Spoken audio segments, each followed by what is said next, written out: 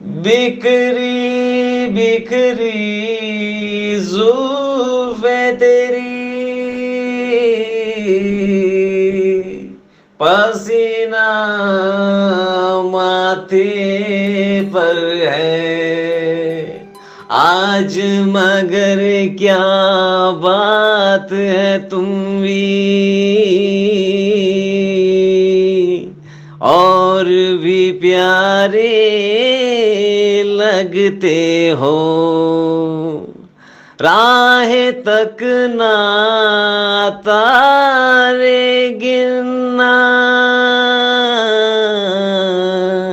सादिक काम हमारा है आज, मगर क्या बात है तुम भी जा। Today, on the occasion of 26th September of 2024, I'm going to record some monologues on the topic of mate selection.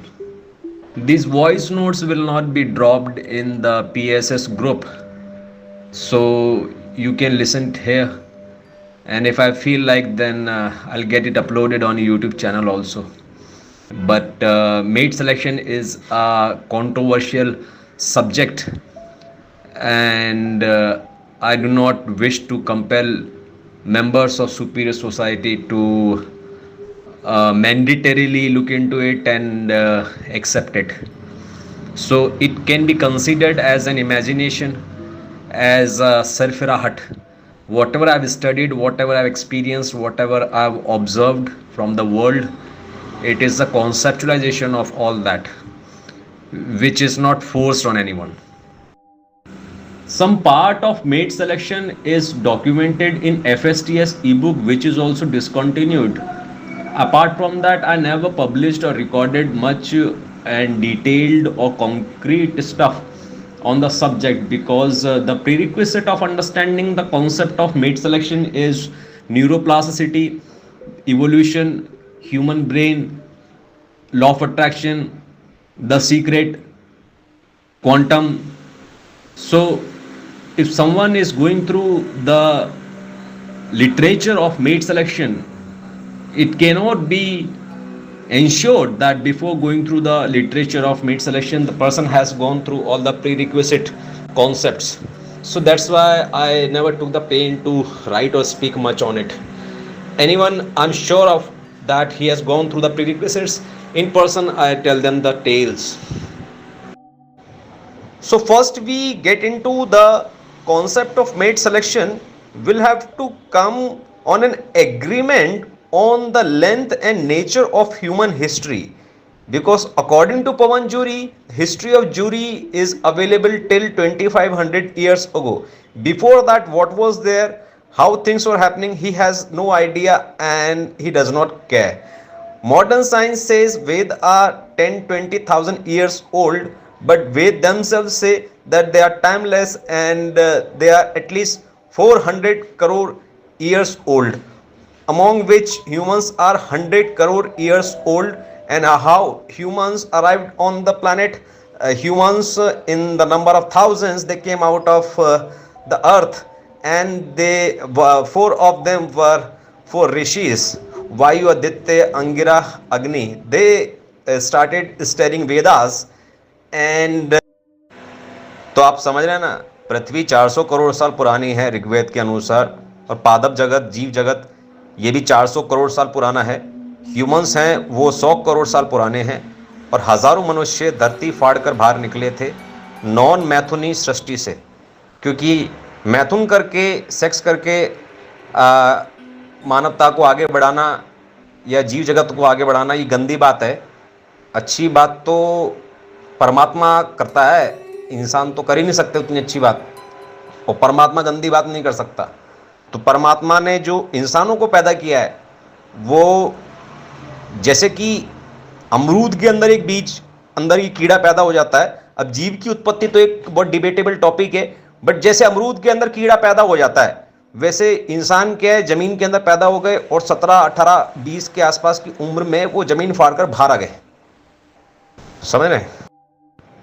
तो जब वे जमीन फाड़कर बाहर आ गए तो उन हजारों सहस्त्रों मनुष्यों को पता नहीं था कि कैसे जीवन जीना होता है और कैसे रहना होता है, कैसे ब्रह्मचर्य का पालन करना होता है, कैसे 8 प्रकार के विवाह होते हैं, उनमें से कौन सी विवाह का पालन करके सिर्फ संतानोत्पत्ति के लिए संभोग करना होता है, ये सब ज्ञान नहीं था। और गाय हमारी माता है, ये भी हमको नहीं आता है। तो लेकिन जो 4 ऋषि थे, वायु, आदित्य, अंगिरा, अग्नि, इनके अंदर परमात्मा का प्रकाश फूटा। मतलब जो वेद है वो कई करोड़ों साल तक नॉन टेक्सचुअल फॉर्म में रहे। उसके बाद पाणिनि ने व्याकरण बनाई और ऐसे अनार पिक्चर में आया तो फिर लोगों ने लिखना सीखा। नहीं तो पहले ही वो ऐसे बोलते थे कि अहम चलामी, अहम लिखामी, अहम वदामी, अहम गंतुम इच्छामी, अहम ग्रहम गंतुम इच्छामी, ग्राम गंतुम इच्छामी। लेकिन लिपि नहीं होती थी और व्याकरण नहीं थी कई करोड़ों।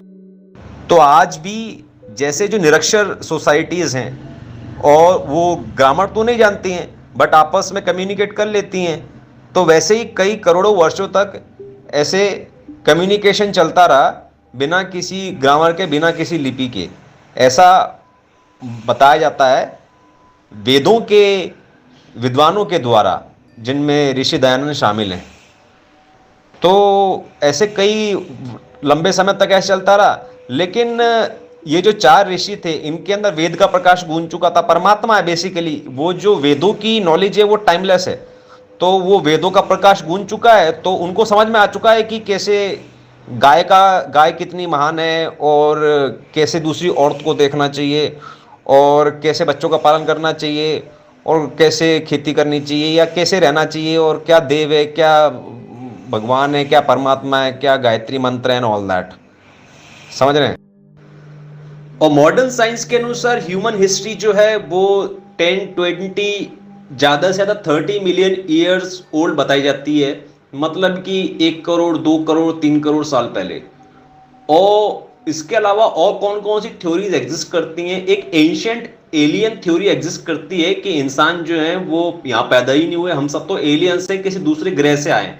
और ये जो विष्णु और ब्रह्मा दिखते हैं इस प्रकार से मुकुट पहने हुए, ये सब लोग एकदम superior high class elite ancient थे उस जमाने के।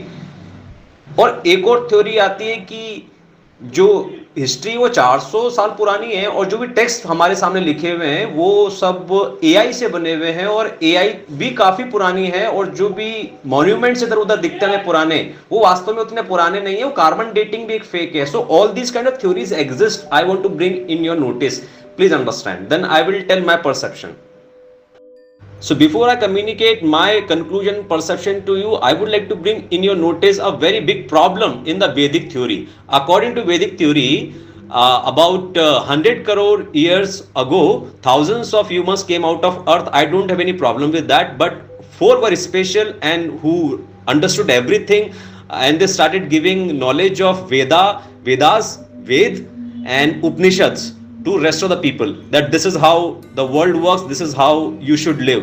So there's a big problem. That means humans using their neurons, their neuroplasticity, using their frontal lobe, they have not creatively done hit and trials and experimented over things millions of times to reach to figure out a product or a service or a tool or a practice or way of living without millions of hit and trials. This is a very serious problem. It shows that everything was already documented in a book.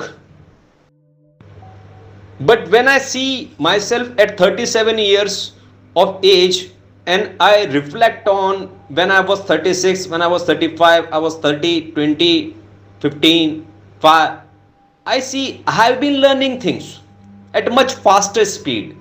But normal humans are also learning to write, to read, to walk, to be able to sing or to be able to play some music. So humans are constantly learning. As much as I have seen in this world for past 37 years, and I can predict that humans have been constantly learning for past thousands and millions of years. So this idea is not acceptable to me, that the moment all the humans arrived on the planet or came out of the earth's surface, everything was already documented in couple of books in oral form and everyone just learned from the text, not by experiments. So conclusion that I have reached from my logic and intuition is that irrespective of whatever text has written whatever over the history of humans, the neuroplasticity is still the ultimate truth. The five senses and the thought is still the ultimate truth. And as time is passing by, as humans are breathing, they are constantly seeking new experiences and variation in the experiences. So just by the virtue of existing on this planet, just by the virtue of breathing, they are constantly expanding into new worlds, new concepts, new ideas, new people, new places, new taste, or same repetitive experiences but with slight difference, and all sorts of combinations human existence is constantly expanding into. So this expansion is the truth, neuroplasticity is the truth, self reflection is the truth, feedback is the truth. तो समझ रहे हैं ना सत्य क्या है? पानी की प्यास सत्य है, और पानी मिल जाने के बाद उस प्यास की तृप्ति हो जाना सत्य है। इंसान के शरीर को नींद आना सत्य है, पूरी नींद की प्राप्ति होना, उसको इच्छा होना, ये एक सत्य है। दो न्यूरॉन्स को बार बार फायर कराने से वो जुड़ जाते हैं। मतलब humans can psychologically and chemically and physiologically can transform, can become new people. They can become from poor to rich, from miserable to content, from nirakshar to multilingual. So these are the truth. पूरी नींद सत्य है, आम सत्य है, केला सत्य है, आकाश सत्य है, अनाहत नाद सत्य है, आती जाती सांस सत्य है, औरत और आदमी का प्यार सत्य है। एक जानवर को पीड़ा पहुंचा के उसको मार के काट के खा रहे हैं तो उसके अंदर जो पीड़ा उठ रही है वो पीड़ा सत्य है। ये सब सत्य है। इन सत्यों को कौन स्वीकार करेगा, कौन की तरफ ध्यान देगा? तो आप समझ रहे हैं जो सत्य हमने गिनाए, all this truths are immune from the fact that is written in any book that describes the human history, like where humans came from, how humans came here. ये परे है, ये जो सत्य हमने बताया, ये सत्य इतना ताकतवर है, इतना इम्यून है, इतना सुरक्षित है कि इसको कोई नकार नहीं सकता, इसको कोई झुटला नहीं सकता। चाहे कुछ भी लिखा हो आपकी किताब में, आपके भगवान ने, आपके परमात्मा ने, आपके खुदा ने, आपके पैगंबर से या आपके ऋषियों के माध्यम से क्या नाजिल किया, उसको कंसीडर हम करेंगे definitely. That's why the superior religious and spiritual preachers are, and that's the importance of symbolization of all the Indian philosophy. But consider तो करेंगे, बट इसको नहीं नकारेंगे, इस सत्य को कभी नहीं नकारेंगे। ये प्राइम सत्य रहेगा हमारा, प्लीज अंडरस्टैंड। तो देखिए कितनी लंबी भूमिका हमने बनाई ये फैक्ट को स्टैब्लिश करने में कि न्यूरोप्लास्टिसिटी सत्य है, मिरर न्यूरॉन सत्य है, फ्रंटल लोब में क्रिएटिव आइडियाज आना सत्य है, ऑक्सीपिटल लोब के अंदर विजुअल्स जमा रहना ये सत्य है, टेम्पोरल लोब के अंदर ऑडियो मेमोरी स्टोर रहना ये सत्य है, लिम्बिक सिस्टम के अंदर नए नए केमिकल्स और हार्मोन्स का संश्लेषण होना, सिंथेसिस होना हिपोकैम्पस के अंदर और ब्लड स्ट्रीम में रिलीज होना, और जो 50 ट्रिलियन सेल्स हैं उनकी अपनी अपनी कॉन्शियसनेस होना, उनके अपने अपने डिजायर्स होना, अपने अपने एडिक्शंस होना, अपने अपने इनसिक्योरिटीज होना, और बार बार उनकी प्यास उठना कि मुझे ये हार्मोन संश्लेषित करके दो, ब्लड स्ट्रीम में छोड़ो और मेरे को पिलाओ। ये सत्य है। इन सब सत्यों को स्वीकार करते हुए, बेस बनाते हुए, हम जब देखते हैं कि ह्यूमन हिस्ट्री कैसी रही होगी तो हम बताते हैं कि कैसी रही होगी। तो ह्यूमन हिस्ट्री कैसी रही होगी इसको प्रेडिक्ट करने में और कंक्लूड करने में और भी कुछ इंफॉर्मेशन हम देख सकते हैं। जैसे कि एक लड़की हमको आके बोल रही थी कि मतलब औरत और मर्द का संबंध कैसा होगा, वो कितने खुलकर एक दूसरे को एक्सप्रेस कर पाएंगे, कितना खुलकर जी पाएंगे समाज के आगे। ये सब कॉन्टेक्स्ट पे डिपेंड करता है, आप कौन सी कंट्री में, क्या कॉन्टेक्स्ट है आज का, क्या समाज है, इस पे डिपेंड करता है। कॉन्टेक्स्ट गाली की बात करते हैं ना लोग, हमें कॉन्टेक्स्ट गाली है। क्यों? क्योंकि हम ऐसा देख पाते हैं कि जैसी ज़रूरतें, जैसा इंसान मैं आज हूँ, वैसे 2500 साल पहले यूनान में भी वैसे ही बाल होंगे यार, वैसे उसके हाथ होंगे, वैसी उसकी जीभ होगी, वैसे उसका दिमाग होगा। 2500 साल पहले एक मर्द होगा तो उसकी भी तो वैसी ही उसकी नींद, भूख, प्यास, प्यार, प्रशंसा, उसके जीवन के उद्देश्य सब वैसे ही होंगे, उसमें एक अंतर क्या, कंटेक्स्ट क्या होता है? तो आज दिल्ली में 2024 में एज अ मर्द मुझे क्या चाहिए? मुझे मच्छरों से सुरक्षा चाहिए, मुझे सर्दी गर्मी बरसात से सुरक्षा चाहिए, मुझे बिस्तर चाहिए जहाँ पर कीड़े मकोड़े ना हो, नींद पूरी हो, शांति हो, रोशनी के टाइम पे रोशनी चाहिए, रात के टाइम पे अंधेरा चाहिए, खाने के टाइम पे कुछ खाने का चाहिए, पीने के टाइम पे पीने का चाहिए, कुछ एंटरटेनमेंट चाहिए, कुछ प्यार चाहिए, कुछ मोहब्बत चाहिए, कुछ कंपेनियनशिप चाहिए, कुछ बिलोंगिंगनेस चाहिए, कुछ एप्रिसिएशन चाहिए, कुछ क्रिएटिविटी चाहिए, कुछ गोल्स हैं, कुछ पढ़ना है, कुछ लिखना है, कुछ बात करनी है, कुछ प्लेसेस देखनी है, कुछ अलग अलग फ्रूट्स खाने हैं, कुछ अपने बारे में लोगों को बताना है, कुछ लोगों के बारे में सुनना है। तो ये जैसे 2024 ईस्वी में जैसे एक मर्द है भाई साहब, वही 2024 ईसा पूर्व में भी वैसे ही मर्द होगा। तो what do you mean my context यार? मैं तो जैसा आज हूं मर्द तो वैसा ही हूं ना, मैं तो 5,000 साल पहले भी। तो जैसा आज मैं मर्द हूं भारत में, दिल्ली में 2024 ईस्वी में, वैसा ही मैं एक मर्द था भाई साहब यूनान में ईसा से 2024 साल पहले। क्या अंतर क्या आ गया?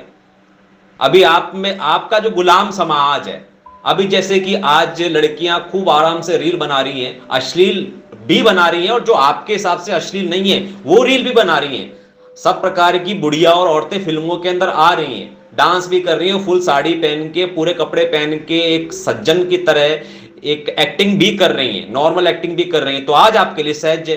लेकिन आज से 100 साल पहले 1924 में यदि किसी लड़की की इच्छा होती है वो फिल्म में जाके एक्टिंग करे, लेकिन आपके समाज के लिए वो नॉर्मल नहीं है, सहज नहीं है, आपके कंटेक्स्ट में सही नहीं है, तो उसका तो बलात्कार हो गया ना। उस औरत के लिए उसके शरीर और उसके मन की जो इच्छाएं अपेक्षाएं, उनको यदि वो अभिव्यक्ति को स्वतंत्रता से नहीं जी पाई तो सारा काम ही जीरो हो गया भाई साहब, सबको। इसीलिए हमें कंटेक्स्ट शब्द से दिक्कत है कि आपका समाज तो रेंग रेंग के कछुए की चाल से पता नहीं कब कहां पहुंचेगा, कब उसकी सोच खुलेगी, कब वैसे कानून बनेंगे। अब ऐसे कानून आ गए हैं साहब, ये अलाउड है, वो अलाउड है, पता नहीं कभी क्या अलाउड होगा। लेकिन मेरी जो चाहत है, मेरी जो जरूरत है, मेरी जो अभिव्यक्ति है, जो मेरी स्वतंत्रता है, ये तो पूरी दुनिया में एज अ मर्द पूरे मानव जाति के इतिहास में वैसी की वैसी रहेगी ना। मेरे को थोड़ा मतलब है कि मैं इस्लामिक देश में रहता हूं, कि बुद्धों के देश में रहता हूं, कि हिंदुओं के देश में रहता हूं, कि ईसाइयों के देश में रहता हूं, कि गर्म देश में रहता हूं, कि ठंडे देश में रहता हूं। ये सब क्या होता है? ये सब क्या होता है भाई साहब? पहले आप ये पहचानो कि आप कौन हो, आपकी अभिव्यक्ति स्वतंत्रता क्या है। उसको इन सब लोगों से झगड़ा किए बिना, इनको परेशान किए बिना, इनका रिटेलिएशन पैदा किए बिना आप अपने आप को कितना एक्सपैंड कर सकते हो, वो सत्य है, वो स्पिरिचुअलिटी है, वो हिस्ट्री है मानव जाति की, वो ट्रुथ है, वो सत्य है। ठीक है भाई साहब, तो अब हम शुरुआत करते हैं मेट सिलेक्शन की। Mate selection is also called sexual selection, और हमारे हिसाब से दुनिया हमेशा से दो सिद्धांतों पे चली है और चल रही है और हमेशा चलेगी। वे दो सिद्धांत हैं natural selection and mate selection. Natural selection means, are you qualified to survive, to live, to breathe, to exist? If you qualify, then you will be selected by nature, and then you will have right to survive and live. So natural selection. Then comes mate selection, which is sexual selection. So are you qualified to find a mate, or for a mate to find you and allow you to mate and replicate and reproduce and then produce offsprings and then continue the race? Are you qualified for that? That's how comes sexual selection or mate selection. तो ये जो natural selection है और met selection है, ये दोनों एक प्रकार के संघर्ष हैं, एक फाइट है, एक प्रकार का मुकाम है जो हासिल नहीं होता मैक्सिमम मेजोरिटी ऑफ पॉपुलेशन को। तो आप देखेंगे मेजोरिटी ऑफ पॉपुलेशन सर्वाइवल के लिए फाइट मार रही है, और बाकी के जो लोग जिनका सर्वाइवल सिक्योर है वो या तो किसी मुकाम पर हैं, या किसी स्किल में हैं, या उन्होंने बाकी लोगों को गुलाम बनाया है और उनका खून चूस के उनका सर्वाइवल सिक्योर है। बट ओवरऑल जो पैटर्न है वो ये है, सेक्सुअल सिलेक्शन में और मेट सिलेक्शन दोनों में, वो ये कि 1% या मुश्किल से 2% पॉपुलेशन के ऐसे हैं जो सर्वाइवल जिनका सिक्योर है और जिनका रेप्लिकेशन सिक्योर है। मतलब मर्द को कोई ना कोई औरत मिल जाएगी और औरत को कोई ना कोई मर्द मिल जाएगा। सिर्फ 1% कैटेगरी में ऐसा है। बाकी जिंदा रहने में भी 99% लोगों को फाइट है। Please understand. तो जितने भी सोशल नॉर्म्स बनते हैं, जो कानून बनते हैं, ये सोसाइटी की मेजर मानसिकता और उनके इंक्लिनेशंस को देखते हुए बनते हैं।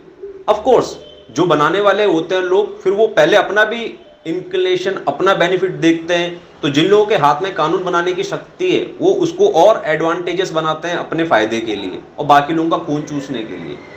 बट ये जो इंक्लिनेशन है, वो आप देख सकते हैं कि 99% जो लोग हैं उनको जिंदा रहने में फाइट है और उनको आगे मेट करने में या मेट फाइंड करने में फाइट है, जिसकी वजह से ये सब लोग एक प्रकार की कमी के अंदर जीते हैं, जिसकी वजह से ये एक बड़ा एक नासूर है, एक जख्म है, एक इनसिक्योरिटी है, जिसको जैसे कोई टच कर दे तो ऐसी पीड़ा उठती है। इसलिए पैसा और सेक्स ये बहुत ही दर्दनाक जख्म है 99% पॉपुलेशन के। Please understand. तो आप शायद इस बात से एग्री करेंगे कि इस पूरी दुनिया भर में सोसाइटीज में, अलग अलग संस्कृतियों में कॉमनली ऐसा माना जाता होगा कि मर्द की इनकम पूछना और औरत की एज पूछना ये गलत बात है, असभ्य बात है। मर्द की आप इनकम पूछ रहे हो मतलब आप उसका सर्वाइवल इंडेक्स, उसकी सर्वाइवल वैल्यू जानना चाह रहे हो, और इस बात की संभावना बहुत ज्यादा है कि वो उसमें ठीक से क्वालिफाइड नहीं होगा। और यदि वो है तो चूंकि मैक्सिमम ऑफ सोसाइटी, ह्यूमैनिटी उसमें क्वालिफाइड नहीं है ज्यादा पैसे कमाने में, तो उनका मान रखते हुए करुणा स्वरूप हमें इस मुद्दे को ढककर रखना है। और यही मामला सेक्स में भी है। सेक्स से संबंधित कोई भी मसला है उसको टच करने में दिक्कत इसीलिए है क्योंकि मेजोरिटी ऑफ पॉपुलेशन जो है वो सेक्स के क्वालिफाइड नहीं है, बिकॉज सेक्स करने के लिए एक मेट चाहिए होगा, nobody wants to meet with you. तो मर्द की इनकम पूछना एक जैसे असभ्य काम है, वैसे ही औरत की एज पूछना भी असभ्य काम है, क्योंकि ये तो बहुत हाईली लाइकली था मर्द के केस में कि या तो वो गरीब होगा, पैसे कमाने में क्वालिफाइड नहीं होगा, और क्वालिफाइड होगा तो भी पूछने वाले की एक्सपेक्टेशन के हिसाब से क्वालिफाइड नहीं होगा। हो सकता है कि वो 1 लाख रुपए महीना कमा रहा हो, बट सामने वाला उसको तभी इज्जत करेगा जब वो 2 लाख रुपए महीना कमा रहा हो। तो मामला सेंसिटिव हो गया, जख्म पैदा हो गया वहां पे।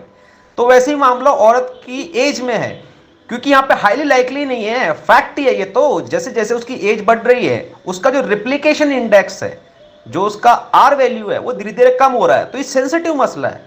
और ये भी औरत के मामले में वैसे भी रिप्लिकेशन एक सेंसिटिव मसला, कैसे इसको हम आगे जाके डिटेल में जब सेक्सुअल सिलेक्शन में घुसेंगे तब पता चलेगा कि औरत के केस में भी रिप्लिकेशन एक जख्म कैसे, एक नासूर कैसे। तो उधर टच करना नहीं, औरत की एज और आदमी की इनकम टच।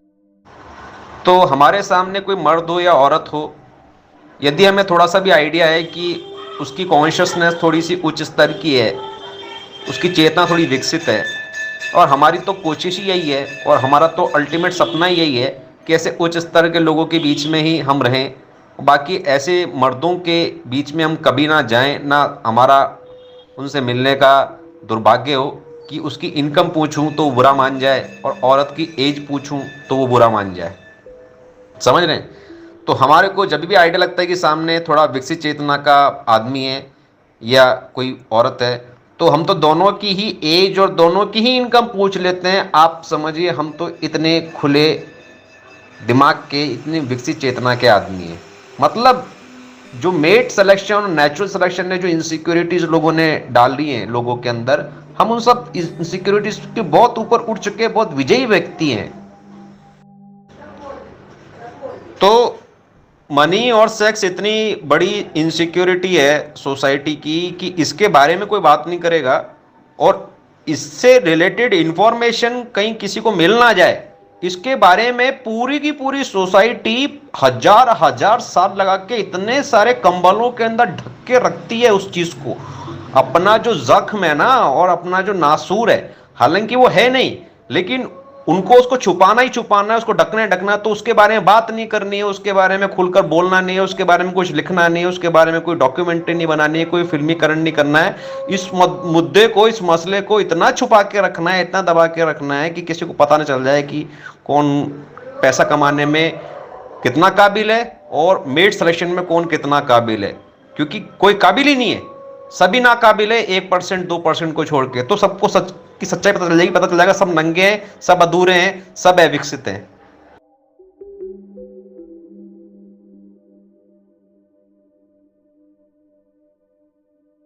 तो एक कॉन्सेप्ट हमने दिया था डिसकंटिन्यूटी इन डिसकंटिन्यूटी का, मतलब कि 3 साल पहले कोई चीज आपने शुरू की थी और 3 साल पहले छोड़ दी। तो प्यार में, व्यापार में, समाज सुधार में, आत्म सुधार में, देश घूमने में, भाषाओं को सीखने में, अपना